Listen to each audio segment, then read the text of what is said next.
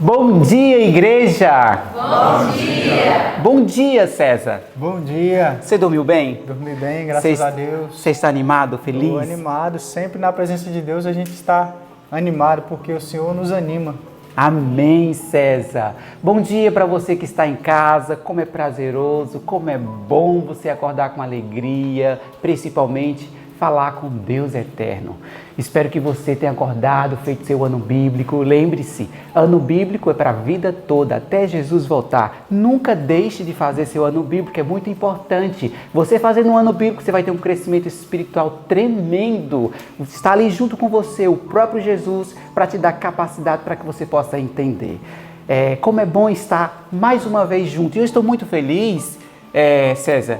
Como é bom, não só nós aqui da escola, mas pessoas que estão agora chegando, estão nos acompanhando, que é pessoas novas que estão ali acompanhando o canal. Seja bem-vindo pela graça de Deus, que você possa se sentir abraçado pelo poder do Deus eterno e pode ter certeza que Deus vai te mostrar todas as respostas que você quer encontrar nesse canal. Deus te abençoe e te fortaleça e sinta muita alegria, não é, César? Sim. E como é bom estar envolvido na área do trabalho do Deus Eterno, né? Então agora, nesse momento, eu convido você que está em casa, você também, e as pessoas que estão aqui em casa também, para que nós possamos ajoelhar e falar com Deus Eterno. Professor Léo, mas antes disso eu queria falar só uma coisinha, que eu esqueci e eu acho que isso é muito interessante. Bom dia, Escola de Profetas. Bom dia! Bom dia, você de casa também, ou onde quer que você esteja nos assistindo, que o Senhor possa falar poderosamente contigo, tanto na oração, quanto no louvor e no culto que vai ser passado nesta manhã.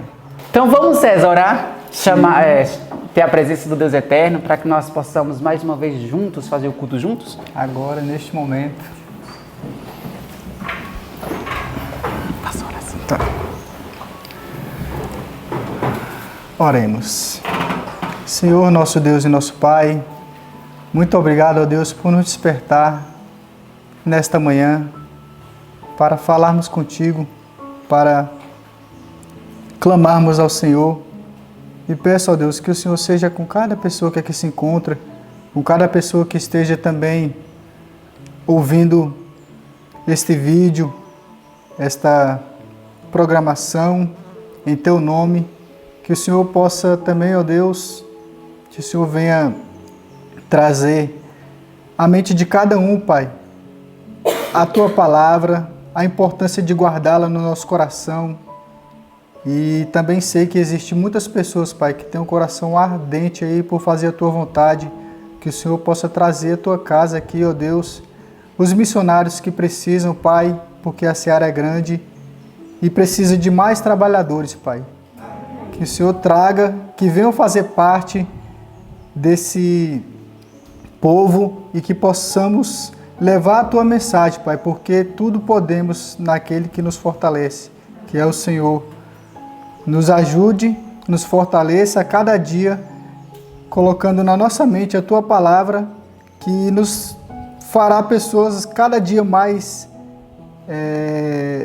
especiais e pessoas mais sábias, porque o Senhor é o dono de toda ciência, sabedoria e poder. Nós te agradecemos por tudo, ó Deus.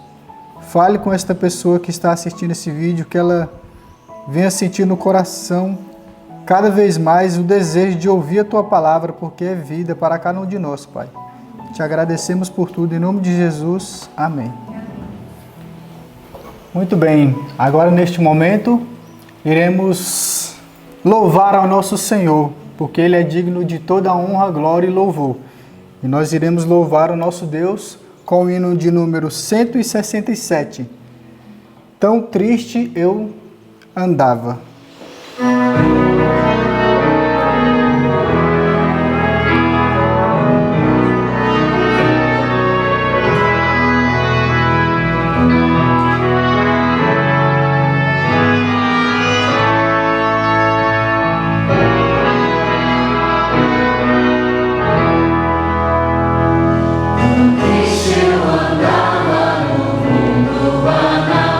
Mas hoje eu tenho alegria.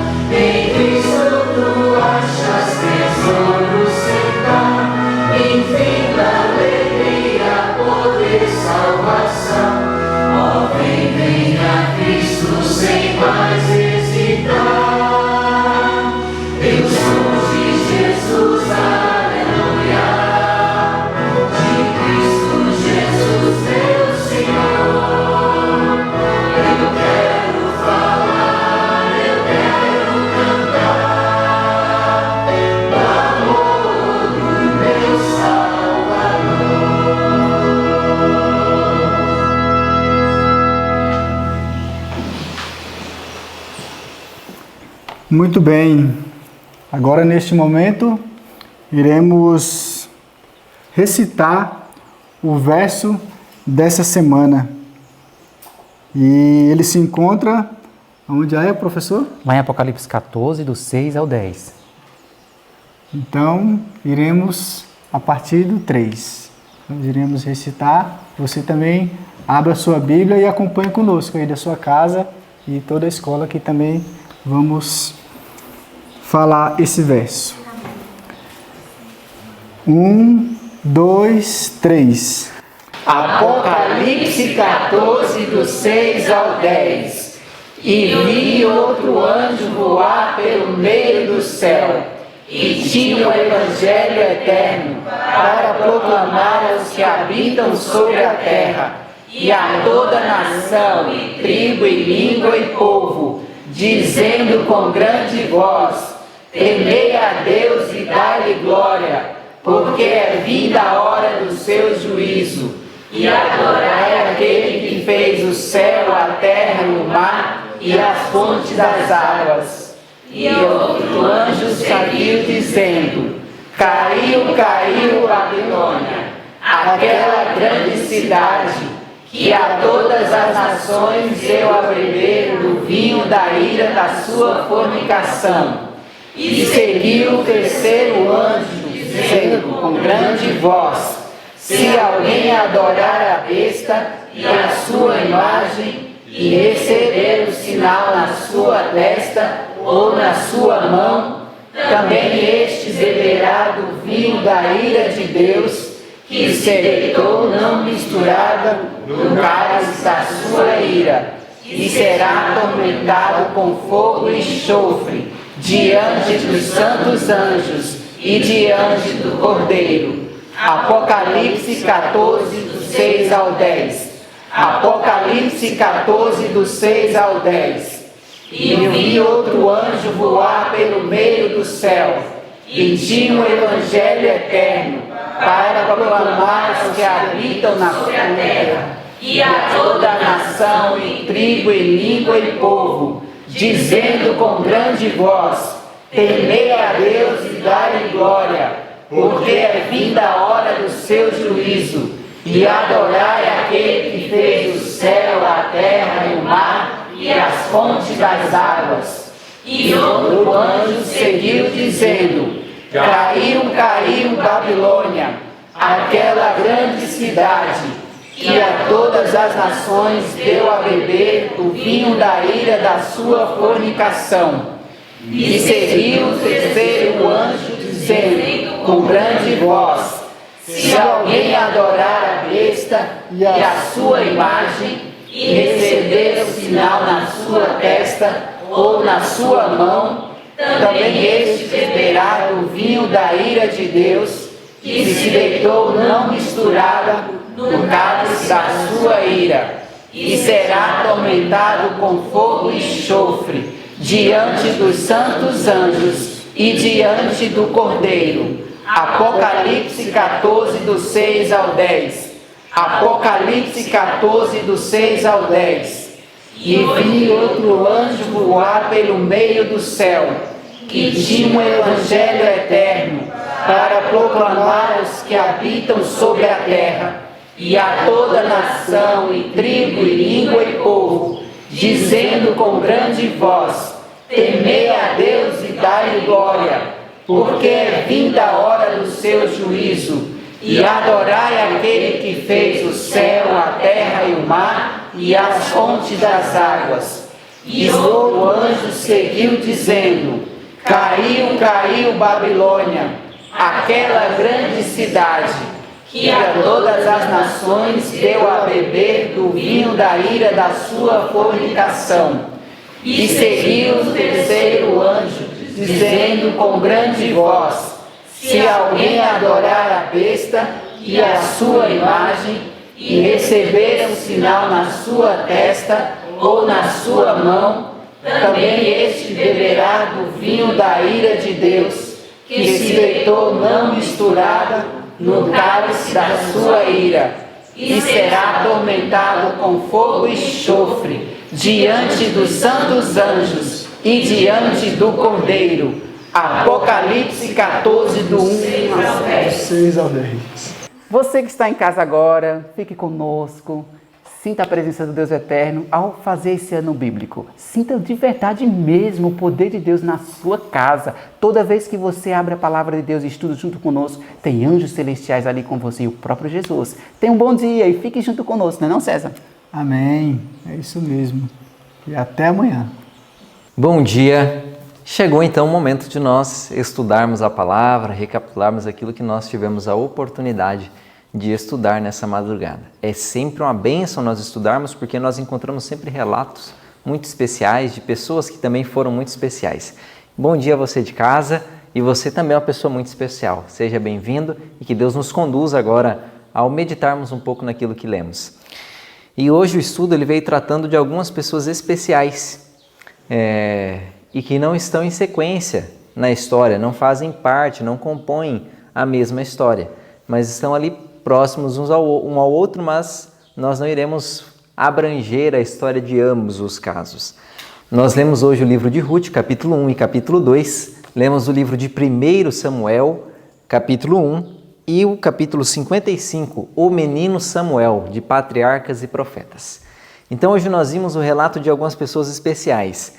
O nosso foco do estudo hoje é o menino Samuel, mas também lemos parte do livro de Ruth e nós iremos comentar um pouco sobre essas pessoas que são especiais. E aí nós entramos no nosso estudo direcionado de hoje. E lá no livro de Ruth nós vemos a história de Noemi, junto com seu esposo Elimeleque, que moravam em Belém de Judá, e aí devido a uma crise que eles tiveram lá, fome, eles mudaram para as terras de Moabe.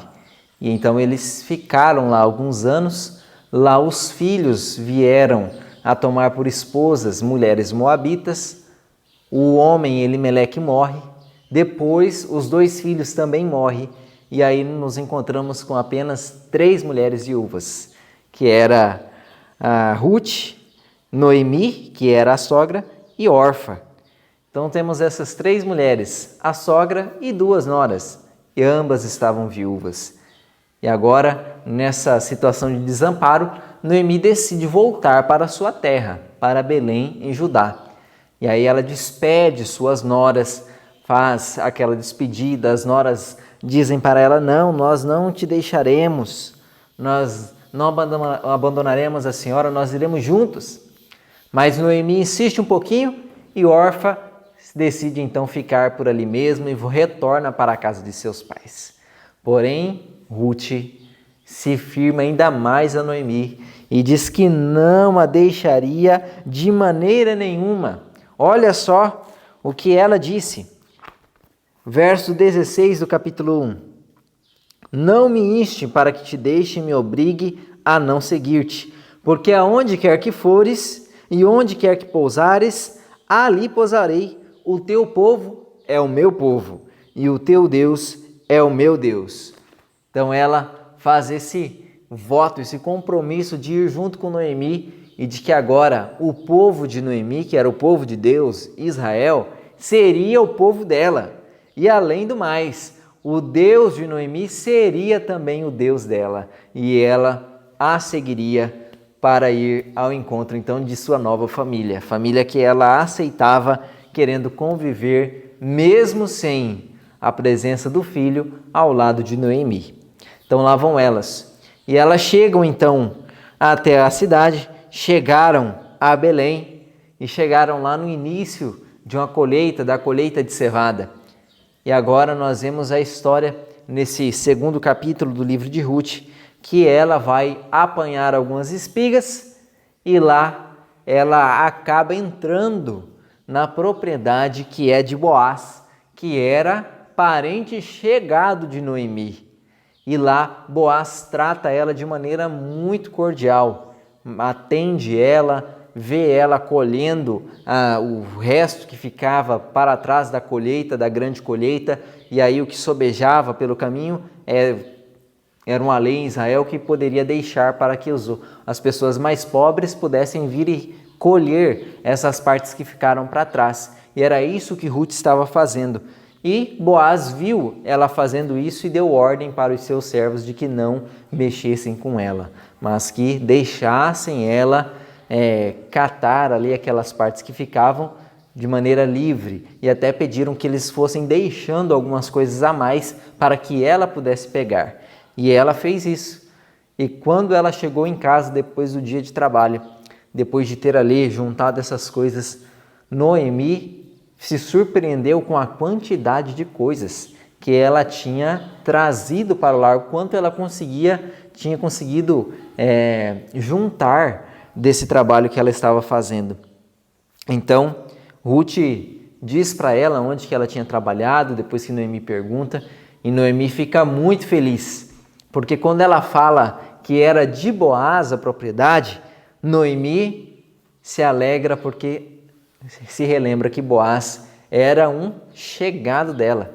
Ele era alguém que era próximo, era parente e era um dos resgatadores por ser parente. E agora Noemi não tinha mais nenhum filho para dar a Ruth, porque ela ficou viúva do filho de Noemi e o filho dela não deixou nenhum herdeiro. Então agora ela era viúva sem filhos, então tinha-se por lei de que alguém a resgatasse. Se houvesse outro filho na família de Noemi, esse outro filho resgataria, para que pudesse deixar aí um nome para aquele filho que faleceu e faleceu sem deixar filhos. Mas como não era esse o caso, os parentes mais próximos ficavam ali na posição de ser um resgatador. E Boaz se encaixava como um desse. E agora, Noemi, depois dessa alegria e de falar isso com Ruth, nós vamos ver nos próximos capítulos que nós iremos ler a respeito dessa história, de como ela se desenrola. A realidade é que nós vemos a história aqui de pessoas muito especiais. Uma, Noemi, que era uma mulher especial. Ruth, uma mulher muito especial. Tão fiel, tão amorosa, que decidia permanecer ao lado da sogra e que decidia permanecer ao lado do Deus dessa sogra, o Deus de Israel. Nós vemos todo esse trato que Noemi tem para com sua nora e esse cuidado de sua nora para com ela, e também vemos o relato de Boaz, que era um grande homem, um servo de Deus, um homem tão bom, e que nós iremos ler nos dias aí adiante a respeito da história dele, de como é especial, como se torna um marco na sociedade, no meio em que eles vivem, a vida de alguém que se consagra a Deus e decide viver com todo o amor, em toda a experiência cristã. Imagine se todos nós tivéssemos um coração tão bom quanto teve Boaz, quanto teve Ruth, quanto teve Noemi. Que Deus nos ajude e nos converta a Ele. E agora a gente entra na história de uma pessoa que era também muito especial. E agora nós vamos ver a história do menino Samuel. E a história dele começa em um lar um pouco turbulento, mas devido a uma decisão errada. Eucana, ele era levita e ele tinha desposado uma mulher chamada Ana. Ana, porém, era estéril. E Ana, então, não conseguia dar filhos a ele. E ele, então, decide tomar uma segunda esposa. Agora ele toma uma outra esposa, a esposa por nome de Penina. E essa Penina era bem diferente de sua primeira esposa, a sua esposa verdadeira, que era Ana. Ana, ela era piedosa, tinha piedade fervorosa, era meiga e humilde e distinguia-se por causa de seu grande ardor e fé elevada. Então essa era a característica de Ana. Mas agora, quando entra uma nova mulher na relação, Eucana pega então para si uma outra esposa para que continuasse sua descendência.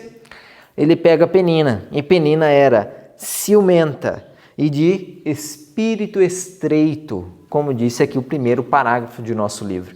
Imagine aí essas características.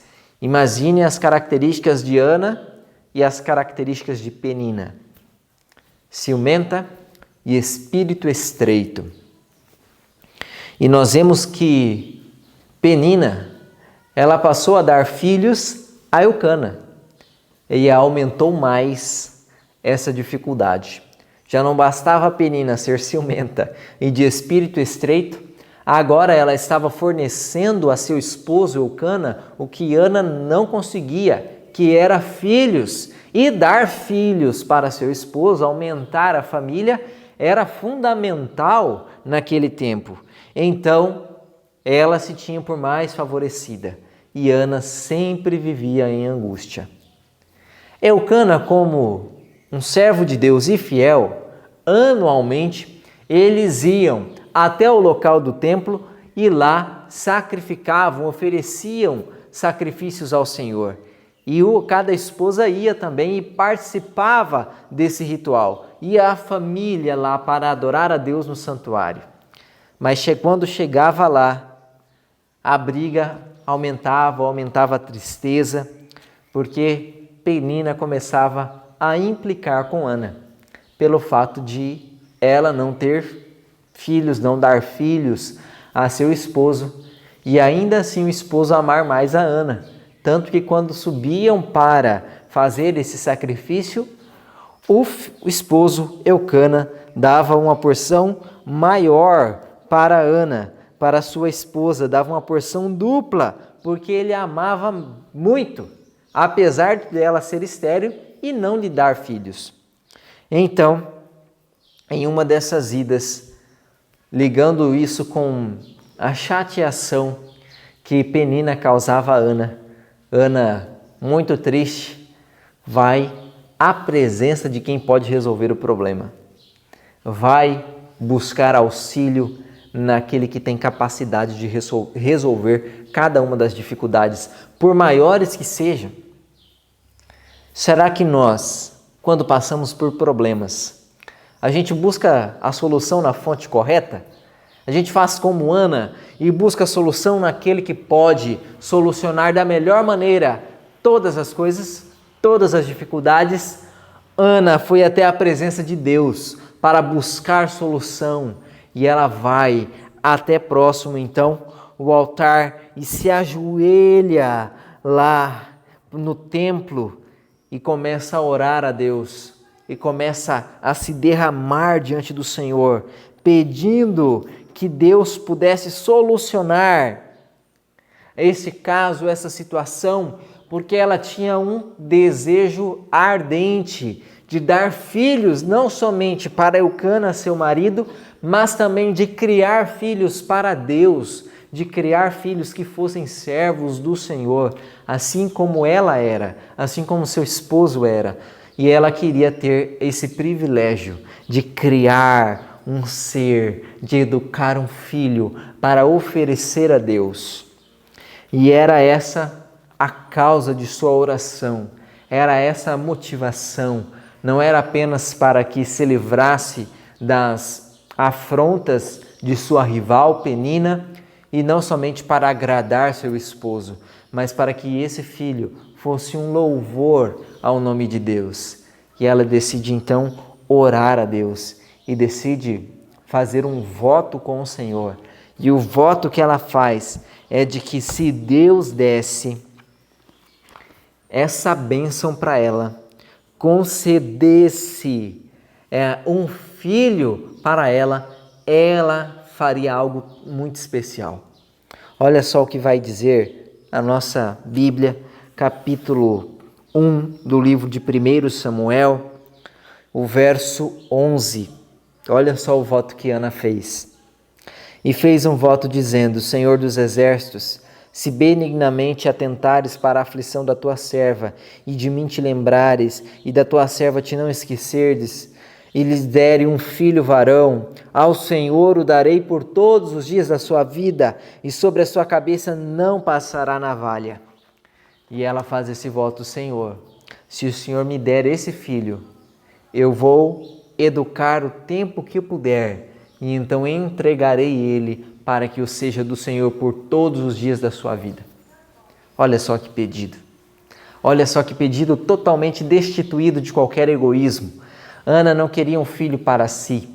Ana não queria um filho para somente alegrar seu esposo ou para competir com sua rival. Não, ela queria um filho que fosse uma bênção. E ela faz essa oração a Deus e se derrama diante de Deus. E aí alguém estava, além de Deus, alguém estava observando essa situação. E esse era o sacerdote do templo.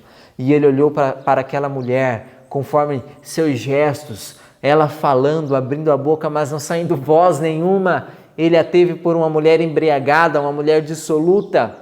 E aí então ele vai e repreende a Ana. E fala: mulher, até quando você ficará entregue ao vinho? Até quando você ficará nessa situação? Mude de vida. E aí Ana bondosamente fala ao sacerdote ali: não, meu senhor, eu não sou uma mulher embriagada. Não me tenha por uma filha de Belial, mas eu sou uma mulher que tem uma amargura de espírito. E perante o Senhor eu estou me abrindo, me derramando diante de Deus para que Ele conceda a minha petição. E aí ele, como sendo um homem de Deus, olha para ela e a abençoa. Diz: olha, que te seja concedida essa bênção. Vai-te em paz, que o Senhor te abençoe. E Ana volta para seu lar, com a esperança de que Deus ouviria sua prece e de que receberia também pela bênção do sacerdote que a abençoara. E depois de um tempo, Ana tem um filho. Deus a abençoa e ela dá à luz a Samuel. E ela o coloca esse nome simbolizando o que ela havia feito. Samuel, que significa pedido a Deus. Ela pedir a Deus um filho e Deus a ouviu. E ela então, em sua extrema alegria, passa agora a cuidar deste filho como sendo alguém que ia ser propriedade de Deus. Olha só o que vai dizer esse parágrafo que aqui no livro, que começa: a oração de Ana foi atendida. No final desse parágrafo diz assim: era seu único filho, uma dádiva especial do céu, mas recebera-o como um tesouro consagrado a Deus. Não queria privar o doador daquilo que lhe era próprio. Ela recebera esse filho como sendo propriedade de Deus e sabia que ela não poderia reter, porque não pertencia a ela, era de Deus. Ela tinha feito um voto com Deus e ela agora passa a educar esse filho com algo em mente. Filho, você vai ser consagrado a Deus todos os dias de sua vida. Você vai viver para Deus. Você vai servir a Deus de todo o seu coração. E ela passou a educar esse filho e a preparar esse filho para um sagrado ofício. Que bênção! Nós olharmos para a experiência dessa mãe que, com muita sabedoria e com muita união com Deus, recebe a bênção e está disposto a ofertar esse filho que ela tanto amava como ao Senhor. Nós precisamos compreender isso. Nós precisamos ter um amor como Ana tinha. Imagina que amor esse, amor todo destituído de egoísmo, amor que estava disposto a se desfazer do seu maior bem, daquilo que ela buscou por tanto tempo, se desfazer desse apego e doar completamente a Deus, para que fosse uma honra e um louvor ao nome daquele que o fornecera. Que bênção, que maravilha conhecermos o relato de uma pessoa que agiu com tamanho amor, com tamanha fé, com tamanha reverência para com Deus. E nós temos a possibilidade de vivermos também de igual maneira. Imagine todas as coisas que Deus coloca em nossas mãos. Imagina todas as coisas que nós amamos, se nós doássemos a Deus, como poderia ser uma honra ao nome de Deus, sendo Ele filhos, sendo Ele nosso tempo, sendo Ele nossas capacidades, os nossos dons, tudo aquilo que Deus nos concedeu. Se nós, por amor a Ele, doássemos completamente ao Senhor, imagine o tamanho da bênção que seriam para o mundo, porque assim foi o pequeno Samuel, assim foi o menino Samuel.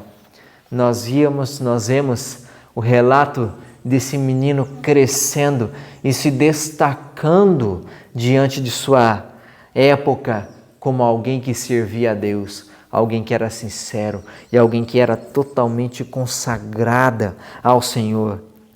E Samuel, ele foi ensinado para amar a Deus.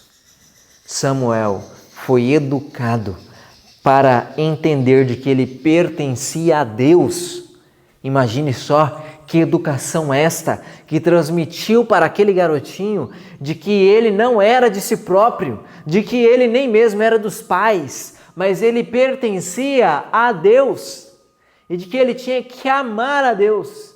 E isso foi colocado no coração de Samuel desde pequeno, desde o despontar da inteligência, como disse o nosso livro. Imagine, antes mesmo de Samuel começar a compreender muitas coisas, raciocinar, falar, interagir, já estava sendo colocado no seu coraçãozinho de que ele era propriedade de Deus e que ele devia amar ao Senhor acima de todas as coisas. Os pais não falharam nisso e também ele colocou no coração de Samuel esse senso de responsabilidade em trabalhar para Deus. Eli tinha outros 2 filhos e Eli fora demasiadamente condescendente com eles. E esse era Ofni e Finéias. E esses 2 filhos não eram aquilo que poderiam ser.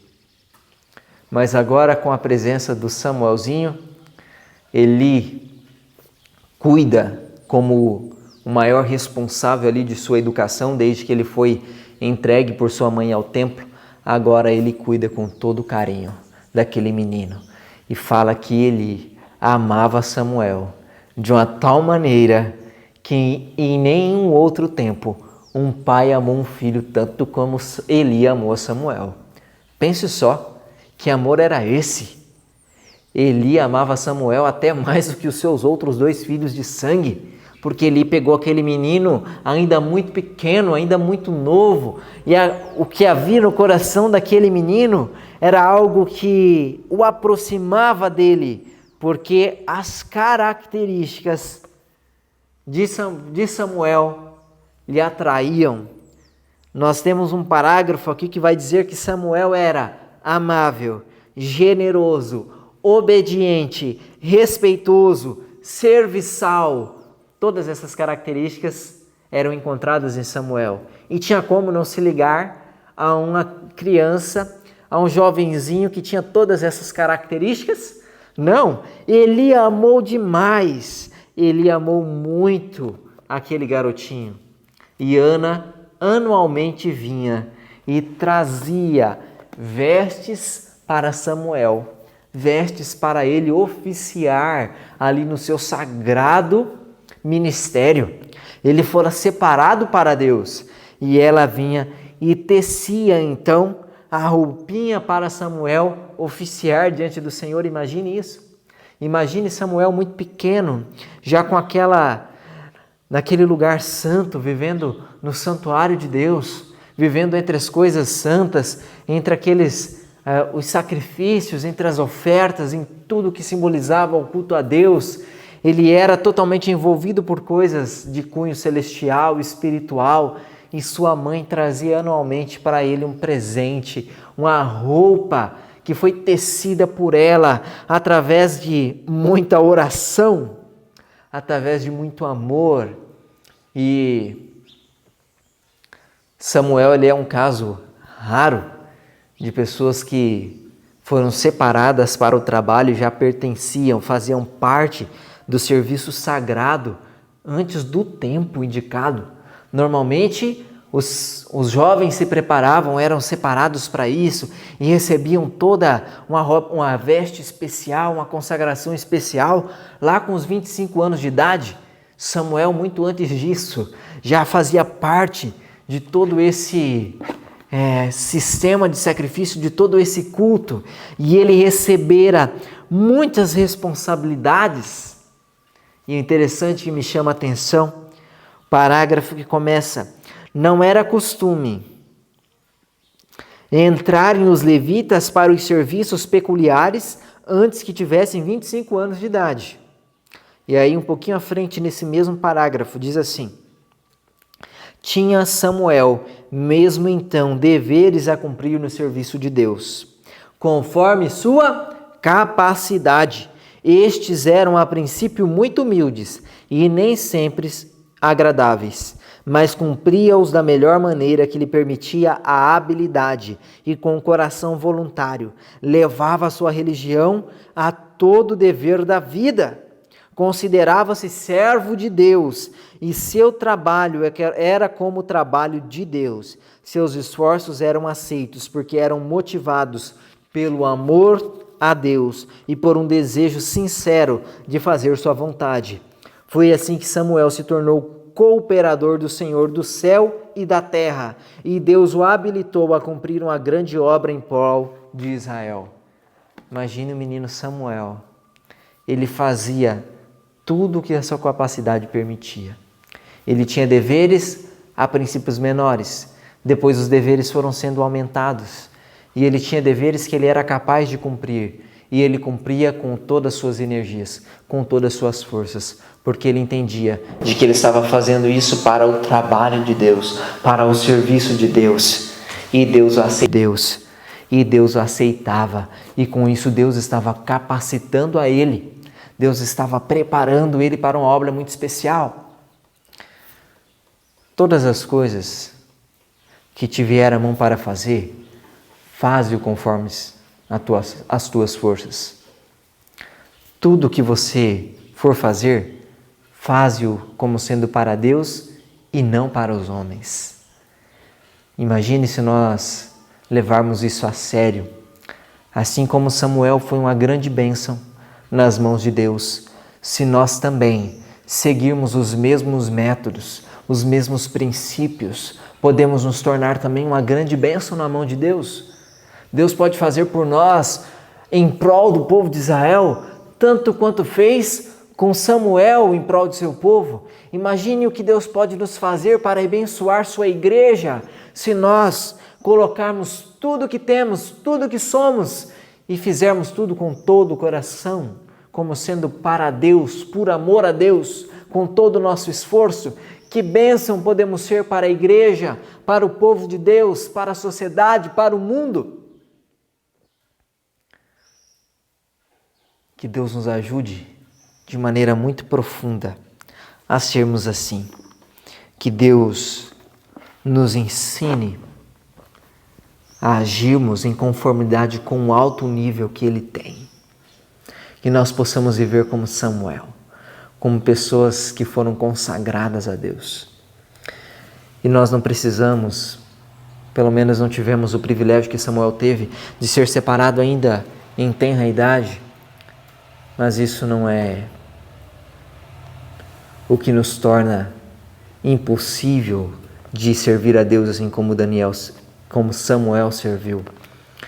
Nós, mesmo na situação em que nos encontramos, podemos ainda fazer uma obra para Deus.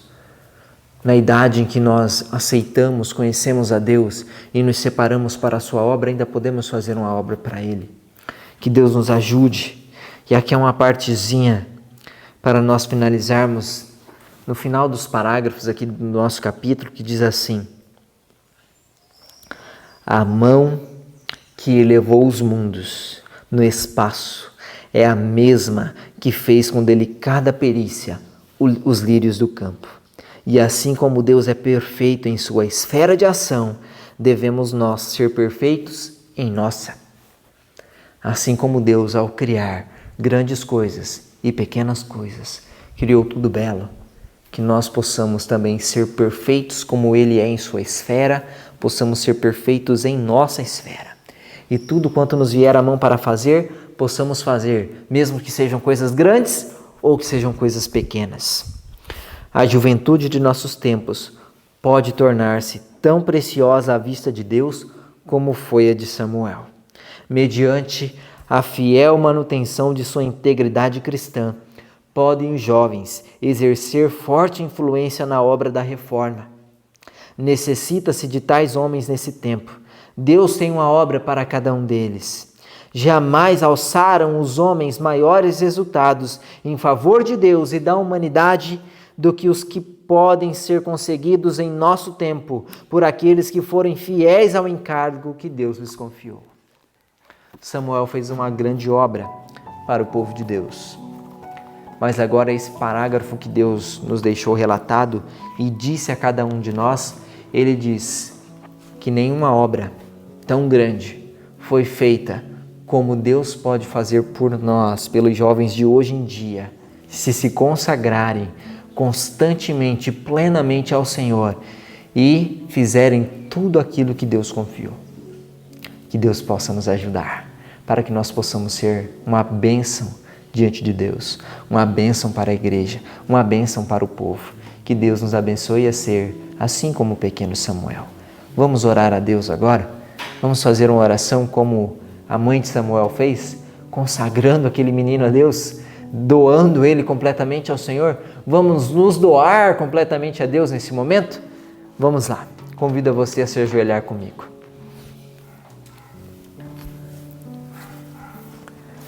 Senhor nosso Deus, nós lemos duas histórias muito especiais. A história de Noemi e sua nora e também a história do pequeno Samuel. Senhor, que grande louvor ao seu nome foi a vida daquele jovenzinho, da vida daquela mãe que buscou ao Senhor com sinceridade de coração. Que nós também possamos ser pessoas consagradas a Ti, que os pais, as pessoas que são pais hoje em dia, que possam consagrar também seus filhos, assim como Ana consagrou a Samuel.